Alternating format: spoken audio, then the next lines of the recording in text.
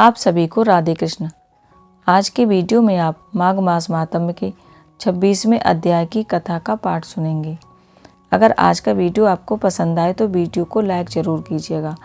भगवान श्री नारायण का ध्यान करके वीडियो शुरू करते हैं। ओम नमो नारायणा। पथिक कहने लगा कि हे प्रेत, तुमने सारस के वचन किस प्रकार और क्या सुने थे, सो कृपा करके कहिए। प्रेत कहने लगा कि इस वन में कोहरा नाम की नदी पर्वत से निकली है। मैं घूमता घूमता उस नदी के किनारे पहुंचा और थकावट दूर करने के लिए वहां पर ठहर गया। उसी समय लाल मुख और तीखे दांतों वाला एक बड़ा बंदर वृक्ष से उतरकर जल्दी से वहां पर आया जहां पर एक सारस सोया हुआ था। उस चंचल बंदर ने कई एक पक्षियों को देखकर उस सोए हुए सारस को दृढ़ता से पैरों से पकड़ लिया और तो सब पक्षी उड़कर वहां से चले गए, परंतु सारसी भयभीत होकर विलाप करती हुई वहीं पर रुक गई। नींद के दूर होने तथा भय से नेत्र खोलकर सारस ने बंदर को देखा और मधुर वाणी से कहने लगा कि हे बंदर, तुम बिना अपराध मुझको क्यों दुख देते हो। इस संसार में केवल राजा भी अपराधियों को ही दंड देता है। तुम्हारे जैसे प्राणी किसी को पीड़ा नहीं देते। हम अहिंसक और दूसरों के कर्मों को नहीं देखते।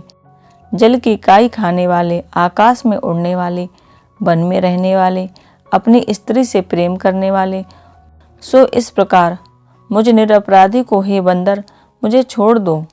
मैं तुम्हारे पहले जन्म का वृतांत जानता हूँ। यह वचन सुनकर बंदर उसको छोड़कर दूर बैठ गया और कहने लगा कि तुम मेरे पूर्व जन्म के वृतांत को कैसे जानते हो।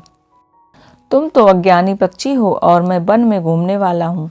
सारस कहने लगा कि मैं अपनी जाति की स्मृति के बल से तुम्हारे पूर्व जन्म का वृतांत जानता हूँ। तुम पूर्व जन्म में विंध्य पर्वत के राजा थे और मैं तुम्हारे कुल का पूज्य पुरोहित था। तुम राजा होकर अपनी प्रजा को पीड़ा दिया करते थे। विवेकहीन तुमने बहुत सा धन इकट्ठा किया।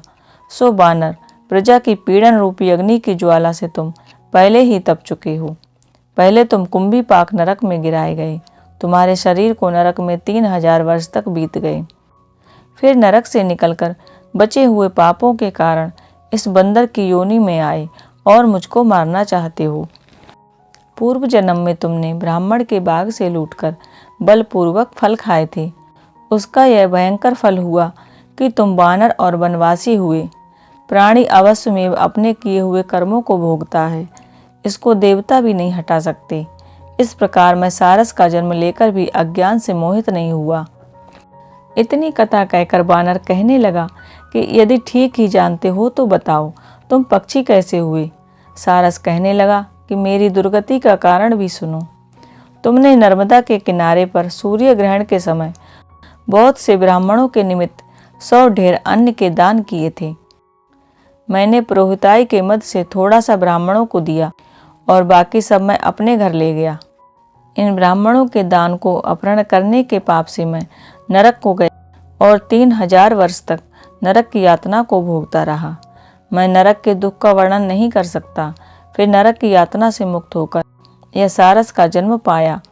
सारस कहने लगा कि यह सब मैंने तुमसे कर्म फल कहा, अब भविष्य की बात भी सुनो। अब मैं, तुम और मेरी यह स्त्री हंस होंगे और काम रूप देश में सुख से निवास करेंगे। फिर इसके पश्चात गौर योनि में और फिर जाकर दुर्लभ मनुष्य योनि को प्राप्त होंगे। इसमें मनुष्य पाप और पुण्य दोनों ही कर सकता है। इस प्रकार शिव की माया से यह सारा जगत मोह को प्राप्त होता है। न केवल हम ही परंतु इस संसार के सभी जीव प्रवृत्ति मार्ग में फंसकर अच्छे और बुरे कर्म करते हैं और उनका फल भोगते हैं।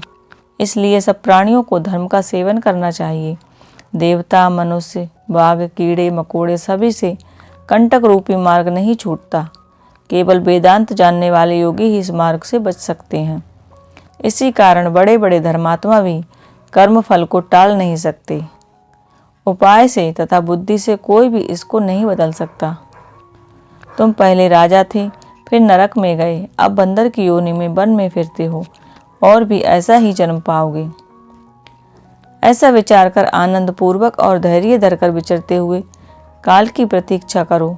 तब वानर ने कहा कि पहले जन्म में मैं तुम्हारी पूजा करता था, अब तुम मुझको प्रणाम करते हो। तुम जाति के स्मरण से मेरे पूर्व जन्म के वृतांत को जानते हो। आनंद पूर्वक रहो, तुम्हारा कल्याण हो। तुम्हारे वचनों को सुनकर मैं मोह रहित होकर वन में विचरूंगा। प्रेत कहने लगा कि हे पथिक, मैंने नदी के तट पर बंदर और सारस का यह संवाद सुना, तब मुझको बोध हुआ और मोह तथा शोक का नाश हुआ। माघ मास महात्म्य के 26वें अध्याय की कथा को यहीं पर विराम देते हैं। भगवान श्री हरि की कृपा आप पर बनी रहे। राधे कृष्ण।